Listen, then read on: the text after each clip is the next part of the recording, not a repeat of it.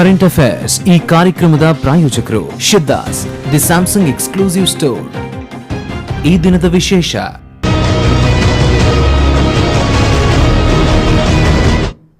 ವಿಶೇಷ ಕಾರ್ಯಕ್ರಮಕ್ಕೆ ಮತ್ತೆ ಸ್ವಾಗತ. ಎಸ್ ಪ್ರಭುಗಳೇ, ಮೊದಲೇ ಅವರು ಒಂದು ವಿಚಾರವನ್ನ ಪ್ರಸ್ತಾಪ ಮಾಡಿದ್ರು. ನಿಮ್ಮ ಸರಕಾರಕ್ಕೆ, ಕಾಂಗ್ರೆಸ್ ಸರಕಾರಕ್ಕೆ ಇರುವಂತ ಒಂದು ವಿಚಾರ ಹೇಳ್ತಾರೆ, ಸಾಲ ಮಾಡಿ ತುಪ್ಪ ತಿನ್ನುವಂತ ಸರಕಾರ. ಸೊ ಅದೇ ಪರಿಸ್ಥಿತಿ ಆಗಿದೆ. ಈಗ ಗ್ರಾಮ ಪಂಚಾಯತ್ಗಳು ನಾವು ಈಗಿನ ಮಟ್ಟಕ್ಕೆ ನೋಡೋದು ಬಿಟ್ಟು ಒಂದು 10 ವರ್ಷ ಹಿಂದೆ ನೋಡ್ಲಿಕ್ಕೆ ಹೋದ್ರೆ ಎಲ್ಲಾ ಗ್ರಾಮ ಪಂಚಾಯತಿಗಳು ಒಂದು ಸುಸ್ಥಿತಿಯಲ್ಲಿ ಇರಲಿಲ್ಲ. ಈ ಜಿಲ್ಲೆಯಲ್ಲಿ ಇರ್ಬೋದು, ರಾಜ್ಯದಲ್ಲಿ ಇರ್ಬೋದು. ಅದನ್ನು ಮನಗಂಡು ಭಾರತ ಸರ್ಕಾರದ ಕಾಂಗ್ರೆಸ್ ಸರ್ಕಾರ ಇದು ಮಹಾತ್ಮ ಗಾಂಧಿ ಉದ್ಯೋಗ ಖಾತರಿ ಯೋಜನೆ ಮುಖಾಂತರ ರಾಜೀವ್ ಗಾಂಧಿ ಸೇವಾ ಕೇಂದ್ರ ಎಂಬನ್ನು ಜಾರಿಗೆ ತಂತು. ಯಾಕೆ ತಂದಿದ್ರೆ ಗ್ರಾಮ ಪಂಚಾಯತ್ಗಳಲ್ಲಿ ಕುಳಿತುಕೊಳ್ಳಲು ವ್ಯವಸ್ಥೆ ಇರಲಿಲ್ಲ. ಎಲ್ಲಾ ಜನರು ಬಂದು ಕುಳಿತುಕೊಳ್ಬೇಕು, ಎಲ್ಲಾ ಇಲಾಖೆಗಳು ಸುಸೂತ್ರವಾಗಿ ನಡೆಯಬೇಕು ಎಂಬ ಉದ್ದೇಶವನ್ನು ಇಟ್ಟುಕೊಂಡು ರಾಜೀವ್ ಗಾಂಧಿ ಸೇವಾ ಕೇಂದ್ರ ಎಲ್ಲಾ ಗ್ರಾಮ ಪಂಚಾಯತ್ಗಳಿಗೆ, ಅದಕ್ಕೆ ಬೇಡ ಇದಕ್ಕೆ ಬೇಡ ಅಂತಲ್ಲ, ಯಾವುದೇ ರಾಜ್ಯಕ್ಕೆ ಇಲ್ಲದೆ ಎಲ್ಲಾ ಗ್ರಾಮ ಪಂಚಾಯತ್ಗಳಿಗೆ ಆ ಉದ್ಯೋಗ ಖಾತರಿ ಯೋಜನೆಯಡಿ ಒಂದು ರಾಜೀವ್ ಗಾಂಧಿ ಸೇವಾ ಕೇಂದ್ರ ಪ್ಲಸ್ ಆ ಪಂಚಾಯತ್ ಎಷ್ಟು ಖರ್ಚು ಮಾಡ್ತಾರೆ. ಈಗ 13 ಫೈನಾನ್ಸ್ 30 ಲಕ್ಷ 20 ಲಕ್ಷ ಅಲ್ಲ, ಆ ಪಂಚಾಯತ್ ಎಷ್ಟು ಖರ್ಚು ಮಾಡ್ತದೆ. ಇದೆ ಸಂಗಬೆಟ್ಟು ಗ್ರಾಮ ಪಂಚಾಯತ್ 40 ಲಕ್ಷ ಖರ್ಚು ಮಾಡಿದೆ. ಇದೇ ಕೊಲ್ನಾಡು ಗ್ರಾಮ ಪಂಚಾಯತ್ ಜಿಲ್ಲೆಯಲ್ಲೇ 1.5 ಕೋಟಿ ಖರ್ಚು ಮಾಡಿದೆ. ಎಷ್ಟು ಖರ್ಚು ಮಾಡ್ತಾರೆ ಗ್ರಾಮ ಪಂಚಾಯತ್ನವರು, ಆ ಗ್ರಾಮ ಪಂಚಾಯತ್ ಸದಸ್ಯರು ಎಷ್ಟು ಸಾಮರ್ಥ್ಯ ಇದ್ದಾರೆ, ಅವರಿಗೆ ಎಷ್ಟು ಸೇವಾ ಮನೋಭಾವನೆ ಉಂಟು ಅದರಲ್ಲಿ ಗೊತ್ತಾಗ್ತದೆ. ಆದ್ದರಿಂದ ಅಂತಹ ಒಂದು ಉದ್ಯೋಗ ಖಾತರಿ ಮುಖಾಂತರ ಅಭಿವೃದ್ಧಿ ಗ್ರಾಮ ಇಲ್ಲಿ ದಕ್ಷಿಣ ಕನ್ನಡದ 28 ಗ್ರಾಮ ಪಂಚಾಯತ್ಗಳು ಲೆಕ್ಕ, ಉಡುಪಿಯಲ್ಲಿ 10 ಗ್ರಾಮ ಪಂಚಾಯತ್ಗಳು ಹೊಸದಾಗಿ ಬಂದಂತದ್ದು. ಏನು ಮಾಡಿ ಕಟ್ಟಡ ಇಲ್ಲ, ನೀವ್ ಹೇಳ್ತೀರಿ ಜನ ಬಂದ್ರೆ ಭಾರತದ ಸಂವಿಧಾನ ಪ್ರಕಾರ ಚುನಾವಣೆ ನಡೆಯುವುದು. ಸಂವಿಧಾನ ಪ್ರಕಾರ ಚುನಾವಣೆ ನಡೆಯುವಾಗ ಕ್ಷೇತ್ರ ಪುನಃ ವಿಂಗಡಣೆ ಆದ ನಂತರ ಈ ಚುನಾವಣೆ ಒಬ್ರು ಕಾಲರ್ ಮಾತಾಡ್ತಾರೆ. ಹಲೋ, ನಮಸ್ತೆ. ನಮಸ್ತೆ. ತಮ್ಮ ಹೆಸರೇನು, ಎಲ್ಲಿಂದ ಮಾತಾಡ್ತಾ ಇದ್ದೀರಿ? ನಾನು ಮಲ್ಲಾರ್ ಪಂಚಾಯತ್ ಸದಸ್ಯ ಅಬೂಬಕರ್ ಹಾಜಿ ಅಂತ ಹೇಳಿ. ಎಸ್ ಅಬೂಬಕರ್ ಹಾಜಿ ಅವರೇ, ಮಾತಾಡಿ, ಏನ್ ಹೇಳ್ತೀರಿ? ನಮ್ಮದು ಮುಂಚೆ ಪಂಚಾಯತ್ ಅಂತ ಇತ್ತು, ಅದ್ರಲ್ಲಿ 3 ಸಲ ನಾನು ಚುನಾವಣೆ ನಿಂತು ಅಭಿವೃದ್ಧಿ ಆಗಿದ್ದೇನೆ. ಈ ಸಲ ಎಂತ ಮಾಡಿದ್ರು, ಅದನ್ನು ಇದು ಮುನ್ಸಿಪಾಲಿಟಿ ಮಾಡುದಂತ ಹೇಳಿ ಮಾಡಿದ್ರು. ಅದಕ್ಕೆ ನಮಗೆ ಫಸ್ಟಿಗೆ ಹೇಳಿದ್ರು ಎಂತ ಗೊತ್ತುಂಟ, ಇದು ನಮ್ಮದು ಇದು ಪಂಚಾಯತಿನಲ್ಲಿ ಹೇಳಿದ್ರು ಎಲೆಕ್ಷನ್ ಇಲ್ಲ ಅಂತ. ಎಲೆಕ್ಷನ್ ಇಲ್ಲ, ಅದಕ್ಕೆ ನಿಮ್ಮ ಯಾರದ್ದು ಆಕ್ಷೇಪ ಇದ್ರೆ ನೀವು ತಿಳಿಸಬೇಕಂತ. ನಾವು ಅದಕ್ಕೆ ನಮ್ಮದು 3 ಪಂಚಾಯತಿನವರು ಆಕ್ಷೇಪ ಮಾಡಿದೆವು, ಇಲ್ಲಿಗೆ ಬೇಡ ಮುನ್ಸಿಪಾಲಿಟಿ, ಇಲ್ಲಿ ನಮ್ಮದು ಗ್ರಾಮ ಇರುವುದು, ಗ್ರಾಮ ಪಂಚಾಯತ್ ಒಳ್ಳೆ ಅಭಿವೃದ್ಧಿ ಆಗ್ತಾ ಉಂಟು, ಅದಾಗುದಿಲ್ಲ, ಅದು ಮುನ್ಸಿಪಾಲಿಟಿ ಆಗ್ಬೇಕಂತ. ಈಗ ಮುನ್ಸಿಪಾಲಿಟಿ ಇಲ್ಲ, ಯಾವುದು ಇಲ್ಲ, ಕಾರ್ಯಲ್ಲಿ ಯಾವುದೇ ಒಂದು ಕೆಲಸ ಆಗುದು, ನಾವೆಲ್ಲ ರಿಸಾಲ್ವ್ ಮಾಡಿ ಬಂದಿದ್ದೇವೆ. ನಾವು ಯಾವುದೇ ಒಂದು ಕೆಲಸವೂ ಆಗುದಿಲ್ಲ ಈಗ. ಎಸ್ ಧನ್ಯವಾದಗಳು. ಅವರು ಹೇಳಿದಂತ ಒಂದು ವಿಚಾರ, ಯಾರದೋ ರಾಜಕೀಯ ಆಕಾಂಕ್ಷೆಗೆ ನೀವು ಬಲಿ ಕೊಡ್ತಾ ಇದ್ದೀರಿ ಕೆಲ ವಿಚಾರಗಳಲ್ಲಿ. ಉದ್ದೇಶಕ್ಕಾಗಿ ಅಲ್ಲ, ಅಲ್ಲಿ ಸಚಿವರ ಪ್ರತಿಷ್ಠೆಗೋ ಅಥವಾ ಸಚಿವರ ಪ್ರತಿಷ್ಠೆಗೋ ಶಾಸಕರ ಪ್ರತಿಷ್ಠೆಗೋ ಗ್ರಾಮಗಳನ್ನ ಬಲಿ ಕೊಡ್ತಾ ಇದ್ದೀರಿ. ಗ್ರಾಮೀಣ ಇರ್ತಕ್ಕಂಥ ಗ್ರಾಮ ಪಂಚಾಯತ್ ಅನ್ನು ಅದನ್ನು ಪಟ್ಟಣ ಪಂಚಾಯತ್ ಆಗಿ ಮಾಡುವಾಗ ಅದಕ್ಕೆ ಬೇರೆ ಬೇರೆ ರೂಪಗಳಿಂದ ಪುರಸಭೆ ಮಾಡಿದ್ದಾರೆ ಸರ್. ಪುರಸಭೆ ಯಾಕೆ ಮಾಡಿದೆ ಅಂತ ಹೇಳಿದ್ರೆ, ಈ ಗ್ರಾಮ ಪಂಚಾಯತ್ಗೆ ಬರುವ ಅನುದಾನ ಒಂದು ಡಿಪಾರ್ಟ್ಮೆಂಟ್ ಮಾತ್ರ. ಈ ಪುರಸಭೆ ಮಾಡಿದ ತಕ್ಷಣ ಅದಕ್ಕೆ ಬೇರೆ ಅನುದಾನ ಬಂದು ಆ ಪುರಸಭೆಯಲ್ಲಿ ಹೆಚ್ಚಿನ ಅಭಿವೃದ್ಧಿ ಮಾಡಲು ಸಾಧ್ಯ ಎಂಬ ಹಿನ್ನೆಲೆಯಲ್ಲಿ ಆ ಪುರಸಭೆ ಮಾಡಿದ್ದಾರೆ. ಅಂದ್ರೆ ಇಲ್ಲಿ ಭಾರತದ ಸಂವಿಧಾನ ಪ್ರಕಾರ ನಿಮ್ಮ ರಾಜಕೀಯ ಪ್ರೀತಿಗೋ ಅಥವಾ ರಾಜಕೀಯ ಆಕಾಂಕ್ಷೆಗೋ ಬೇಕಾಗಿ ಗ್ರಾಮಗಳನ್ನ ಬಲಿ ಕೊಡ್ತಾ ಇದ್ದೀರಿ. ಹೊಸ ಪಂಚಾಯತ್ಗಳನ್ನ ಘೋಷಣೆ ಮಾಡಿದ್ರಿ, ಅನುದಾನ 1 ರೂಪಾಯಿ ಬರೋದಿಲ್ಲ. ಹೊಸ ಗ್ರಾಮ ಪಂಚಾಯತ್ ಬೆಂಚ್ ಡೆಸ್ಕ್ ತೆಗೆದುಕೊಳ್ಳೋಕೆ ಪಂಚಾಯತ್ ನಲ್ಲಿ ದುಡ್ಡಿಲ್ಲ ಅಂತಂದ್ರೆ ಯಾಕೆ ಪಂಚಾಯತ್ ಘೋಷಣೆ? 7-8 ಗ್ರಾಮಗಳನ್ನು ಸೇರಿಕೊಂಡಿರ್ತಕ್ಕಂಥ ಗ್ರಾಮ ಪಂಚಾಯತಿ ಈಗ 2-3 ಗ್ರಾಮಗಳಿಗೆ ಸೀಮಿತಗೊಳ್ಳುವಾಗ ಅದು ಆಟೋಮೆಟಿಕ್ ಆಗಿ ಕೆಲಸ ಕಾರ್ಯಗಳು ಸುಸೂತ್ರವಾಗಿ ಆಗ್ತವೆ. ನಾವು ಎನಿಸುವುದು ಏನಂದ್ರೆ ಅನುದಾನ ಅಂತಲ್ಲ, ಅನುದಾನಕ್ಕಿಂತ ಹೆಚ್ಚಿಗೆ ಗ್ರಾಮ ಪಂಚಾಯತ್ ಇತರ ಸೇವೆಗಳು ಉಂಟು. ಅಲ್ಲಿ ಕೇವಲ ಅನುದಾನ ಬಂದ ತಕ್ಷಣ ಇದು ಅಲ್ಲ, ಅನುದಾನವೂ ಬೇಕು. ಮಾರ್ಗದ ಬದಿಯಲ್ಲಿ ಯಾರು ಕೂತ್ಕೊಳ್ಳಬೇಕಂತಿಲ್ಲ. ಇಡೀ ಜಿಲ್ಲೆಯಲ್ಲಿ ಅಂಗನವಾಡಿ ಇರ್ಬೋದು, ಶಾಲೆಯಲ್ಲಿ ಹೆಚ್ಚುವರಿ ಕೊಠಡಿ, ಅಧಿಕಾರಿಗಳನ್ನೆಲ್ಲಿ ಕೂರಿಸ್ತೀರಿ, ಸಿಬ್ಬಂದಿಗಳನ್ನೆಲ್ಲಿ ಕೂರಿಸ್ತೀರಿ, ಉಪಾಧ್ಯಕ್ಷರಲ್ಲಿ ಕೂರ್ತಾರೆ, ಮೀಟಿಂಗ್ ಎಲ್ಲ ಆಗತ್ತೆ. ಎಲ್ಲ ಸಮಯದಲ್ಲಿ ಗ್ರಾಮ ಸಭೆ ಅಗತ್ಯ ಇಲ್ಲ, ಅದು ರೆವೆನ್ಯೂ. ಗ್ರಾಮ ಪಂಚಾಯತ್ ಬೇಕಾದ PDO ಸೆಕ್ರೆಟರಿಗಳನ್ನು ಈಗಾಗಲೇ ಸರ್ಕಾರ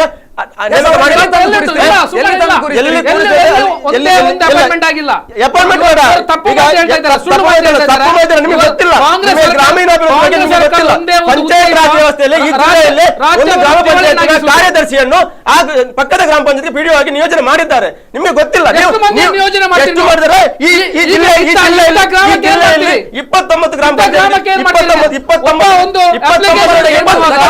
28 ಗ್ರಾಮ ಪಂಚಾಯತ್ಗಳಾಗಿವೆ. 28ಕ್ಕೆ ಸಹ ಅಂದ್ರೆ ಒಂದು ಗ್ರಾಮ ಪಂಚಾಯತ್ ಪಿಡಿಒ ಸೆಕ್ರೆಟರಿ 2-3 ನಿಮಗೆ ಪಂಚಾಯತ್ ಇದು ಅನುಭವ ಇಲ್ಲ ನಿಮಗೆ. ಹಲೋ ನಮಸ್ತೆ. ಹಲೋ ನಮಸ್ತೆ, ತಮ್ಮ ಹೆಸರು ಹೇಳಿ, ಎಲ್ಲಿಂದ ಮಾತಾಡ್ತಾ ಇದ್ದೀರಿ? ಮಧುಸೂದನ್ ಮಂಜ ಅಂತ ಹೇಳಿ ಮೂಡುಬೆಳ್ಳೆ ಗ್ರಾಮದಿಂದ ಮಾತಾಡ್ತಾ ಇದ್ದೀನಿ. ಎಸ್ ಮಾತಾಡಿ ಸರ್, ಏನ್ ಹೇಳ್ತೀರಿ? ಮೂಡುಬೆಳ್ಳೆ ಗ್ರಾಮದಿಂದ ಮಾತಾಡ್ತಾ ಸರ್ ಇದ್ದೀನಿ. ಮಾತಾಡಿ. ಈಗ ಒಂದು ಗ್ರಾಮ ಪಂಚಾಯತಿಯ ಕಾನೂನು ಇನ್ನೊಂದು ಗ್ರಾಮ ಪಂಚಾಯತಿಗೆ ಕಾನೂನಿಗೆ ಇಲ್ಲ. ಅಲ್ಲಿ ಒಂದು ಗ್ರಾಮ ಪಂಚಾಯತಿಯಲ್ಲಿ ಪಿಡಿಒ ಅಧ್ಯಕ್ಷರು ಮಾಡಿದ್ದೇ ಕಾನೂನು, ಇನ್ನೊಂದು ಗ್ರಾಮದಲ್ಲಿ ಪಿಡಿಒ ಅಧ್ಯಕ್ಷರು ಮಾಡಿದ ಕಾನೂನು. ಒಂದೊಂದು ಗ್ರಾಮದಲ್ಲಿ ಒಂದೊಂದು ರೀತಿ ಇವರ ಕಾನೂನುಗಳು. ಎಸ್ ಧನ್ಯವಾದಗಳು ಸರ್. ನಾನು ಒಂದು ಕೇಳಬೇಕು ನಿಮ್ಮಲ್ಲಿ. ಈಗ ದಕ್ಷಿಣ ಕನ್ನಡ ಜಿಲ್ಲೆಯೋ ಉಡುಪಿ ಜಿಲ್ಲೆಯೋ 10, 28, 38 ಗ್ರಾಮ ಪಂಚಾಯತ್ಗಳು ಅವಿಭಜಿತ ದಕ್ಷಿಣ ಕನ್ನಡ ಜಿಲ್ಲೆ ಸುಸೂತ್ರವಾಗಿಯೇ ನಡೆದುಕೊಂಡು ಹೋಗ್ತಾ ಇತ್ತು. ನೀವು ಡಿವೈಡ್ ಮಾಡಿ ಸಾಧಿಸಿದ್ದು ಏನು ಅಂತ ಒಂದು ಪ್ರಶ್ನೆ. ನೋಡಿ, ಡಿವೈಡ್ ಮಾಡಿ ಸಾಧನೆ ಯಾವಾಗಲೂ ಒಮ್ಮೆ ಬರುವುದಿಲ್ಲ. ಈಗ ನಾನು ಹೇಳಿಲ್ಲ, ಮಂಡಲ ಪಂಚಾಯತ್ ಹೋಗಿ ಗ್ರಾಮ ಪಂಚಾಯತ್ ಬಂತು, ಬೇರೆ ಬೇರೆ ಇಲಾಖೆಗಳು ಬರುವಾಗ ಒಮ್ಮೆಲೆ ಬರುವುದಿಲ್ಲ. ಈಗ ಅಲ್ಲ, ನೀವು ಒಂದು ವರ್ಷದಲ್ಲಿ ಅಚ್ಚೇ ದಿನ ಕೇಳ್ತೀರಿ, 6 ತಿಂಗಳಲ್ಲಿ ನಾವು ಕಟ್ಟಡ ಕೇಳಬಾರದಾ? ಗ್ರಾಮ ಪಂಚಾಯತ್ ಕಟ್ಟಡ ಬೇಡ ಅಂತ ಹೇಳಿದ್ರೆ ನಾನು ಯಾವುದೇ ನೂತನವಾದ ಗ್ರಾಮ ಪಂಚಾಯತ್ ಯಾವುದೇ ಗ್ರಾಮ ಪಂಚಾಯತ್ಗೆ ಕಟ್ಟಡ ಬೇಡ ಅಂತ ಹೇಳುದಿಲ್ಲ. ಈಗಾಗಲೇ ಸಿಬ್ಬಂದಿಗಳ ಅಪ್ರೂವ್ ಆಗಿದೆ ಸರ್ಕಾರದಿಂದ. ಸಿಬ್ಬಂದಿಗಳು ಯಾವ ಕ್ಲಾರ್ಕ್ ಆಗ್ಲಿ, ಬಿಲ್ ಕಲೆಕ್ಟರ್ ಆಗ್ಲಿ, ಪಂಪು ಚಾಲಕ ಆಗ್ಲಿ ಬಂದು ಮಾಡೋದೇನು? ಬಂದು ಕೆಲಸ ಮಾಡ್ತಾರೆ. ಕಟ್ಟಡ ಇಲ್ಲ, ವ್ಯವಸ್ಥೆ ಇಲ್ಲ, ಕಂಪ್ಯೂಟರ್ ಇಲ್ಲ ಸರ್, ಕಂಪ್ಯೂಟರ್ ಇಲ್ಲ. ಕಂಪ್ಯೂಟರ್ ಈಗ NIC ಅವರು ಕಂಪ್ಯೂಟರ್ ರೇಷನ್ ಕಾರ್ಡ್ ಗೆಲ್ಲ ವ್ಯವಸ್ಥೆ ಮಾಡ್ತಾ ಇದ್ದಾರೆ. 2 ತಿಂಗಳಿಗೆ ಅದು ಸಹ ಪೂರ್ಣಗೊಳ್ಳುತ್ತದೆ. ಮತ್ತೆ ಗ್ರಾಮ ಪಂಚಾಯತ್ಗಳಲ್ಲಿ ಎಲ್ಲ ಪಿಡಿಒ ಬಿಲ್ ಕಲೆಕ್ಟರ್ ಇದು ಗ್ರಾಮದ ಕೇವಲ ಸುಮ್ಮನೆ ನಾವು ಗ್ರಾಮ ಪಂಚಾಯತ್ ನಾವು ಸ್ವಾಗತಿಸಬೇಕು. ನೀವು ಬೆಂಗಳೂರು BBMP ಡಿವೈಡ್ ಮಾಡುವಂತ ಹುನ್ನಾರ ಆಗಿರ್ಬೋದು, ಹೈಕೋರ್ಟ್ ಇವರ ಮುಖಕ್ಕೆ ಚೀಮಾರಿ ಮಾಡಿದ ಕೆಲಸವಾಗಿರ್ಬೋದು. ಅದೇ ರೀತಿ ಗ್ರಾಮಾಂತರದಿಂದ ಹೈಕೋರ್ಟ್ಗೆ ಹೋಗಿ ಇವರನ್ನು ಕಂಟೆಸ್ಟ್ ಮಾಡುವ ಇಲ್ಲದ ಕಾರಣ ನಾವೊಂದು ಮಾಡಿದ್ದೇವೆ. ಕಾಂಗ್ರೆಸ್ ಇರುವಾಗ ನಿಮಗೆ ಒಂದು ಗ್ರಾಮ ಪಂಚಾಯತ್ ಹೈಕೋರ್ಟ್ ಯಾರಾದ್ರೂ ನಿಮ್ಮ ಲೀಡರ್ ಅನ್ನೋಕ್ಕೋಸ್ಕರ ಸಂಪೂರ್ಣ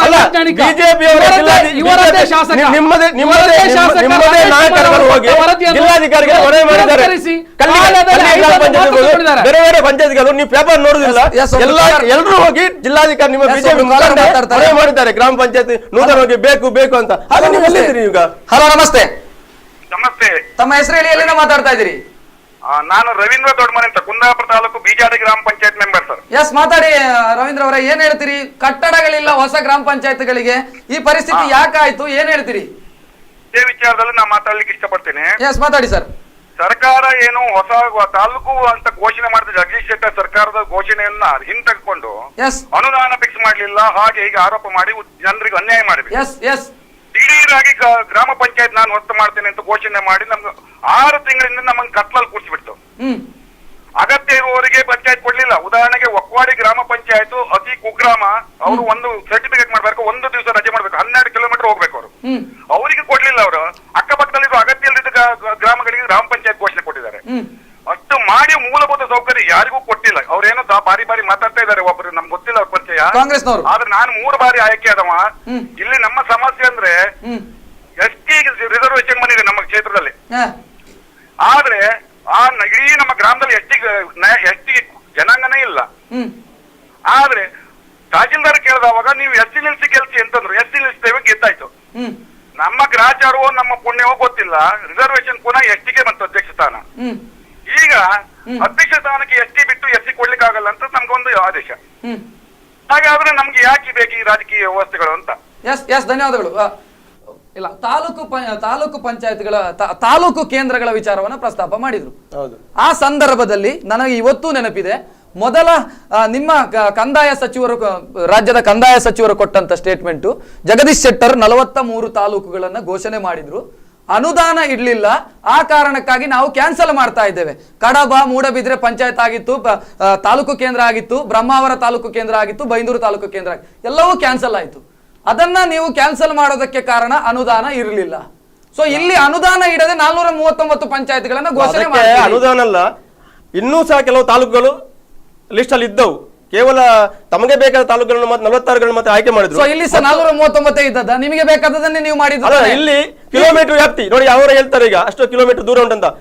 5 ಕಿಲೋಮೀಟರ್ ವ್ಯಾಪ್ತಿಯೊಳಗೆ ಮತ್ತು ಕರಾವಳಿಯಲ್ಲಿ 2,500ರಿಂದ 3,000 ಒಳಗಿನ ಜನಸಂಖ್ಯೆ ಇದ್ದಲ್ಲಿ ಗ್ರಾಮ ಪಂಚಾಯತಿ ಎಲ್ಲಾ ಕಡೆ ಅಸ್ತಿತ್ವಕ್ಕೆ ಬಂದಿವೆ. ಸರಿ ಸರ್, ನಾನು ಕೇಳುವಂತದ್ದು 43 ಪಂಚಾಯತ್ಗಳನ್ನು ಇದು ಸುಳ್ಳು. ಅಲ್ಲ, ನೀವು ಹಾಗೆ ನಾನಿರೋ ಗ್ರಾಮ ಪಂಚಾಯತ್ 32 ಮೆಂಬರ್ಗಳಿದ್ದಾರೆ. ಅಲ್ಲ, ನೀವು ಎಲ್ಲಿದ್ರಿ? 7,000 ಇದ್ದೀರಿ. ಅಲ್ಲ, ನಾವು ನಮ್ಮ objection ಹಾಕಿದ್ದೇವೆ. ನೀವು ಎಲ್ಲಿದ್ರಿ? ನೀವು ಎಲ್ಲಿದ್ರಿ? ನಾವು ನಿಮ್ಗೆ objection ಆಕ್ಷೇಪಣೆ ಹಾಕಿದ್ದೇವೆ. ಕೊಡೋ ಚಾನ್ಸ್ ಇತ್ತು. ಎಲ್ಲಾ ವಿಷಯ ಇವರಿಗೆ ಬೇಕಾದಾಗೆ ಇವ್ರು ಗ್ರಾಮ ಪಂಚಾಯತ್ ಬೇಕು, ಇವ್ರು ಹೋಗಿಲ್ಲ, ಇವ್ರಿಗೆ ಅಭಿವೃದ್ಧಿ ಅಗತ್ಯ ಇಲ್ಲ. ಪ್ರಭುಗಳೇ, ನಿಮ್ಗೆ ಬೇಕಿತ್ತು, ನಿಮ್ಗೆ ಹೋಗ್ಬೇಕಿತ್ತು.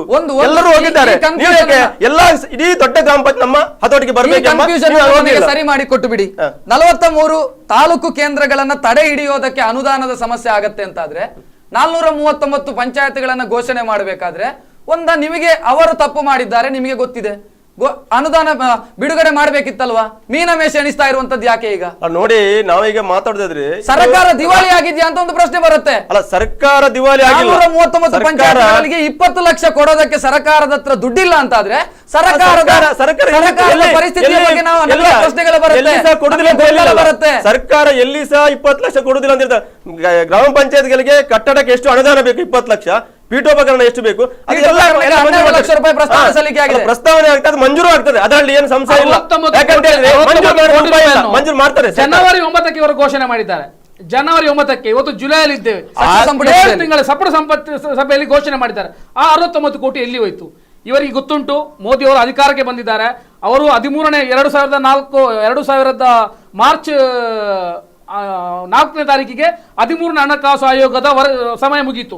ಅವರು 14 ಇದು ಫೈನಾನ್ಸ್ ಕಮಿಷನ್ ಅಲ್ಲಿ ಡೈರೆಕ್ಟ್ ಗ್ರಾಮ ಪಂಚಾಯತ್ ರಾಜೀವ್ ಗಾಂಧಿ ಸೇವಾ ಕೇಂದ್ರ, ರಾಜೀವ್ ಗಾಂಧಿ ಸೇವಾ ಕೇಂದ್ರ ಬಿಲ್ಡಿಂಗ್ ಆಗ್ತದೆ. ಒಂದ್ ನಿಮಿಷ.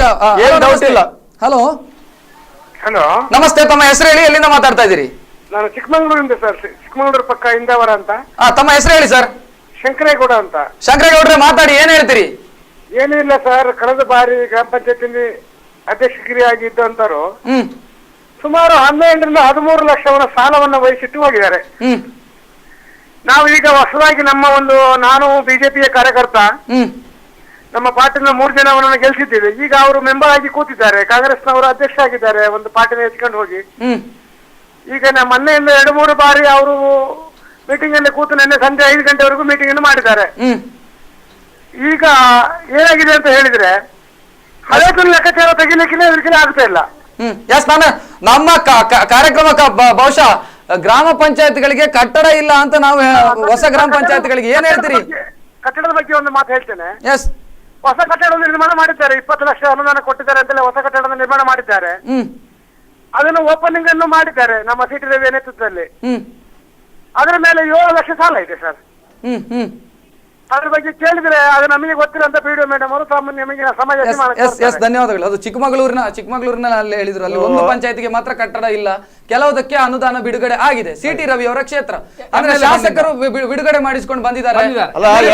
ಗ್ರಾಮ ಪಂಚಾಯತ್ ಕರ್ನಾಟಕ ರಾಜ್ಯದಲ್ಲಿ ಯಾವುದೇ ನೂತನ ಗ್ರಾಮ ಪಂಚಾಯತ್ಗಳಿಗೆ MLA ಆಗ್ಲಿ MP ಆಗ್ಲಿ ಯಾರು ಬಿಡುಗಡೆ ಮಾಡಿಲ್ಲ. 439ರಲ್ಲಿ 266 ಪಂಚಾಯತ್ಗಳಿಗೆ ಬಿಡುಗಡೆ ಆಗಲಿಲ್ಲ. ಉಳಿದ ಪಂಚಾಯತ್ಗಳಿಗೆ ಕಟ್ಟಡ ಇದೆ, ನೋಡಿ. ಕೆಲವು ಗ್ರಾಮ ಪಂಚಾಯತ್ ವ್ಯಾಪ್ತಿಯಲ್ಲಿ ಸರ್ಕಾರಕ್ಕೆ ಇತರೆ ಕಟ್ಟಡಗಳು ಇರ್ತವೆ, ಸರ್ಕಾರದ ಇತರೆ ಕಟ್ಟಡಗಳು ಇರ್ತವೆ, ಅದು ಖಾಲಿಯಾಗಿರ್ತವೆ.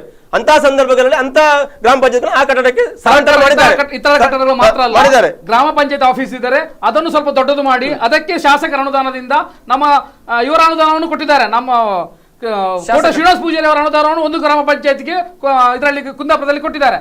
ಅಲ್ಲಿ ಕಾಮಗಾರಿ ಆಗಿಲ್ಲ, ಅದನ್ನು ಉಪಯೋಗಿಸಿದ್ದಾರೆ. ಕೊಟ್ಟಿದ್ದು ಮತ್ತೆ ಕಾಮಗಾರಿ ಆಗಿಲ್ಲ. ಕಾಮಗಾರಿ ಅಷ್ಟು ಸುಲಭ ಆಗುದಿಲ್ಲ. ಆದ್ರೆ ಇವರು ಕಾದು ಕೂತ್ಕೊಂಡು ಯಾರು ದುಡ್ಡು ಕೊಟ್ಟು ಗೊತ್ತುಂಟು, ರಾಜ್ಯ ಸರ್ಕಾರದ ನಾವು ಭಾಗ್ಯ ಕೊಟ್ಟು ದೇಶವನ್ನು ಗ್ರೀಸ್ ತರ ದಿವಾಳಿ. ಈಗ 20 ಲಕ್ಷ 50 ಲಕ್ಷ ಇವತ್ತು ಮಂಜೂರು ಮಾಡಿದ್ರು, ಗೊತ್ತುಂಟು 50 ಲಕ್ಷ ಮಂಜೂರು ಮಾಡಿದ್ರು ಸಹ 1 ವರ್ಷ ಬೇಕು ಬಿಲ್ಡಿಂಗ್ ಕಟ್ಟಲಿಕ್ಕೆ. ಇವತ್ತು ನಾಳೆ ಎಂತ ಕಟ್ಟುದು? ಎಂತ ಮಾತಾಡ್ತಾವ? ಬಿಲ್ಡಿಂಗ್ ಅಂತಲ್ಲ, 1 ಕೋಟಿ ಮಂಜೂರು ಮಾಡಿದ್ರೆ. ತಮ್ಮ ಹೆಸರು ಹೇಳಿ, ಎಲ್ಲಿಂದ ಮಾತಾಡ್ತಾ ಇದ್ದೀರಿ? ನಮಸ್ತೆ. ನಮಸ್ತೆ, ತಮ್ಮ ಹೆಸರು ಹೇಳಿ, ಎಲ್ಲಿಂದ ಮಾತಾಡ್ತಾ ಇದ್ದೀರಿ? ಸರ್, ನಾವು ಸಿದ್ದಕಟ್ಟೆಯಿಂದ ಸರ್. ಹೆಸರು ಹೇಳಿ ಸರ್ ತಮ್ದು? ನಮ್ದು ಲೋಕೇಶ್ ಅಂತ ಸರ್. ಲೋಕೇಶ್ ಅವರೇ, ಮಾತಾಡಿ, ಏನ್ ಹೇಳ್ತೀರಿ? ಸರ್, ಪ್ರಭು ಅಂದ್ರೆ ನಮ್ಮ ಇಲ್ಲಿ ಒಳ್ಳೆ ಕ್ಯಾಂಡಿಡೇಟ್ ಸರ್ ಪ್ರಭುನವರು. ನಾನು ಪ್ರಭು ಅವರ ಕ್ಯಾಂಡಿಡೇಟ್ ಬಗ್ಗೆ ಮಾತಾಡ್ತಾ ಇಲ್ಲ, ಪಂಚಾಯತ್ಗಳಿಗೆ ಕಟ್ಟಡ ಇಲ್ಲ, ಅದಕ್ಕೆ ಏನ್ ಹೇಳ್ತೀರಿ ಸರ್ ನೀವು? ಸರ್, ಒಳ್ಳೆ ಸಿದ್ದಕಟ್ಟೆಯಲ್ಲಿ ಇಂಪ್ರೂವ್ ಮಾಡ್ತಾರೆ ಸರ್ ಪ್ರಭು. ಧನ್ಯವಾದಗಳು. ಬಹುಶಃ ಪ್ರಭು ಅವರ ಅಭಿಮಾನಿ ಇರಬೇಕು. ಎಸ್ ನಾನು ಅದೇ ಕೇಳುವಂತದ್ದು. ನೀವು ಹೇಳ್ತಾ ಇದ್ದೀರಿ ಈಗ 20 ಲಕ್ಷ ಅಲ್ಲ, ಕೇಂದ್ರ ಒಂದು- ಸರ್ಕಾರವನ್ನ ಅಲ್ಲ, ನಂಬಿ ನೀವು ಈಗ 439 ಕೇಂದ್ರ ಸರ್ಕಾರ ಅಲ್ಲ, ಪಂಚಾಯತ್ಗಳನ್ನ ನಾವು ಘೋಷಣೆ ಮಾಡಿದ್ರಾ? ರಾಜ್ಯ ಸರ್ಕಾರದ ಇತಿಮಿತಿಯಲ್ಲಿ ಅನುದಾನವನ್ನು ಒಪ್ಪಿಕೊಂಡೇ ನಾವು ಮಂಜೂರು ಮಾಡುದು. ಕೇಂದ್ರ ಸರ್ಕಾರ ಕೊಡ್ಲಿ ಬಿಡ್ಲಿ, ಕೊಡುವುದಕ್ಕೆ ನಮ್ಮ ಸ್ವಾಗತ, ಯಾವುದೇ ಮೂಲದಿಂದ ದುಡ್ಡು ಬಂದು ನಾವು ಸ್ವಾಗತ. ಆದ್ರೆ ಕೇಂದ್ರ ಸರ್ಕಾರ ಒಂದಲ್ಲ 10 ಕೋಟಿ ಮಂಜೂರು ಮಾಡಿದ್ರು, ಇವತ್ತರಿಂದ ನಾಳೆಗೆ ಬಿಲ್ಡಿಂಗ್ ಆಗ್ತದಾ? ಸಾಧ್ಯವಿಲ್ಲ. ಅದೇ ಕಾಂಗ್ರೆಸ್ನ ಮೂರ್ಖತನ.